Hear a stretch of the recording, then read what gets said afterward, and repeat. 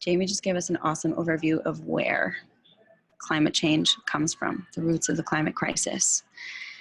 And this means, as I said earlier, we're talking today about climate justice, the just transition, and the Green New Deal.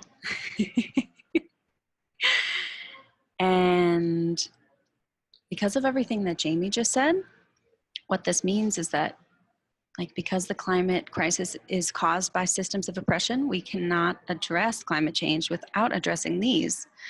And another way to say this is that climate justice isn't just fighting climate change, because there's a difference between who is responsible and who's affected. And so there are multiple ways to think about this. We can think about how humans are responsible, but non-humans suffer too. And Jamie talked a lot about how some of the groups of humans that are most responsible tend to not be those experiencing the worst effects.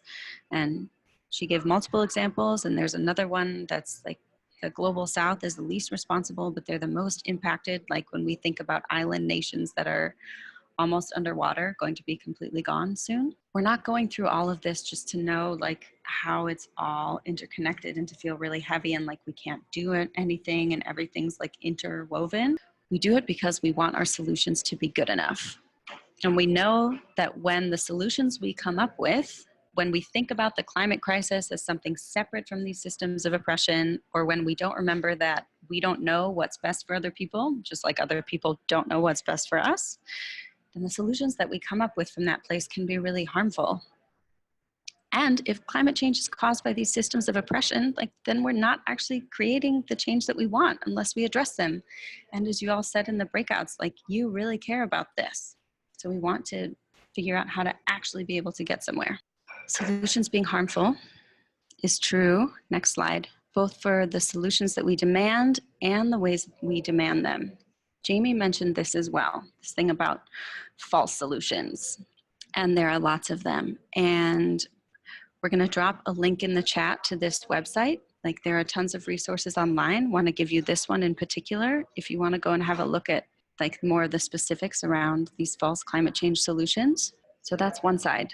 There's the things, when the things that are being proposed are actually harmful and perpetuating these systems of oppression. It also happens where the way that we go about pushing these solutions, even if the solution itself is pretty good, can be harmful. So there was a recent story that in Colorado, big oil and gas was trying to put a potential fracking site in a mainly white community, and they had like lots of resistance there. And managed to keep it out of their community, and were like, great, awesome. And they wanted to do it for their own health, but also because they were opposed to the climate impacts. But then it ended up in a Hispanic immigrant community because they didn't build bridges and they didn't work with other communities to say a bigger no to this anywhere instead of no to just this in our community. So that how they went about it actually ended up hurting this other community. This recognition that the proposed solutions to the climate crisis can be harmful brought about this other useful framework, which is called the just transition. And we're going to drop you another cool resource to look at. This really awesome organization, Movement Generation, created a zine, just like a little magazine thing, that you can download, which is a really awesome read that's all about a just transition. This comes from like, often in climate work, we talk about stopping extraction and stopping burning of fossil fuels, but unfortunately, many of the people who work in these industries are like also the frontline and vulnerable communities listed in the Green New Deal.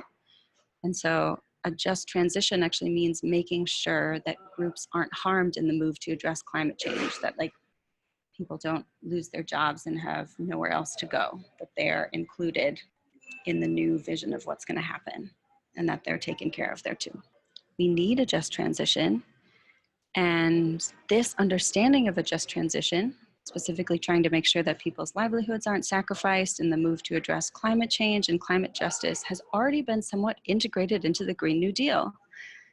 And there have been and continue to be criticisms from frontline and vulnerable or the most affected communities, both in terms of the content, like what's actually in the Green New Deal, and what the Green New Deal is demanding, and in terms of the process of how it came about. So there are things that have been changed in the Green New Deal, and also some frontline communities were like, hey, why didn't we hear about this earlier? Why didn't you ask us about like what would be useful and what we're working on? So again, brings us back to this Green New Deal is amazing in lots of ways. And also we need to make it better as we push it forward. What does all this mean for how you do your campaign?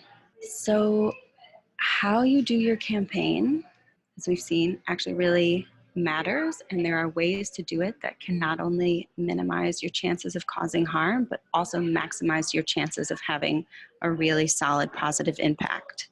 And we tried to create some really concrete guidelines for how to do this.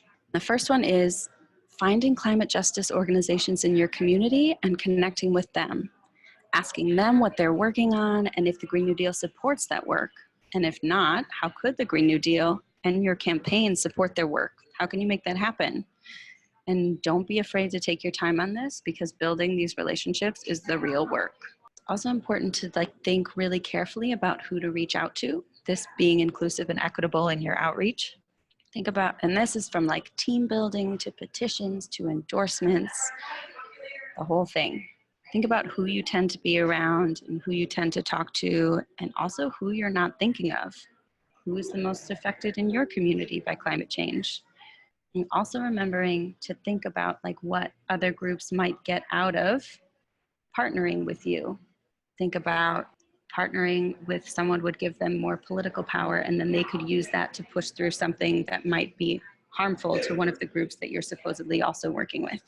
So just keep all of those things in mind. Also think carefully about how you talk about your campaign. Notice how you talk about things. Are you doing more talking than listening? Who are you excluding with the words that you choose to use? Remember that young people are the moral authority on climate change, and they're not the only ones. We're a moral authority, not the moral authority. And in that, it's good to remember to speak from your own experience and to validate the experience of other affected groups, and therefore like not speaking for anyone but yourself, and really being grounded in that, and also knowing that there's other stuff there. And finally, do your research and know your context. Assume that there are things that you don't know that you don't know. And be gentle but firm with yourself. We all have things that we don't know. It's not your fault that you haven't been introduced to something. And this stuff is hard. So again, this is about like riding this line of hope and rigor, being like compassionate with yourself and also persistent in trying to do better. And don't be afraid to reach out for support. Don't feel shame. Also, some more concrete next steps.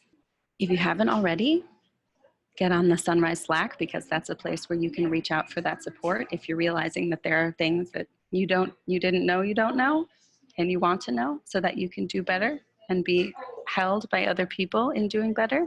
That's a really good place for it. And also take a journey on over to the Trello and look in the adapting the campaign to your community column. And you're going to find lots of great information there about how to pick a target, how to pick a date, how to firm up your resolution and finalize your resolution and your petition. And then more concretely from the previous slide, you can start doing things like thinking about who you want to reach out to, starting to do your research on like what the climate justice organizations in your community are and how you're going to connect with them.